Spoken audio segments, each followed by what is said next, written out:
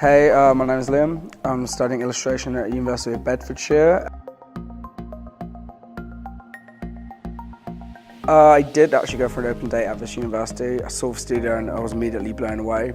Straight away I looked for space and I was just filled with creative ideas, what I could do, what directions I was going to start to look into. I started to develop my own art style, which for the first time since I was young, I actually now feel I've got more of my own style, my own voice. I didn't have that for a long time in other sort of jobs, especially in art jobs.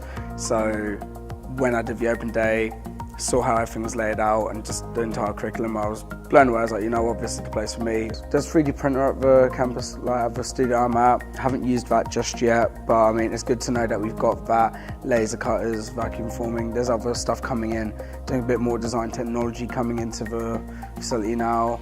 Obviously, we've done lino printing and we've experimented with quite a lot of different stuff and got more familiar with sort of industry favourites like Photoshop, Illustrator, InDesign, programs that you're going to use quite a lot in whatever field you pick after your degree.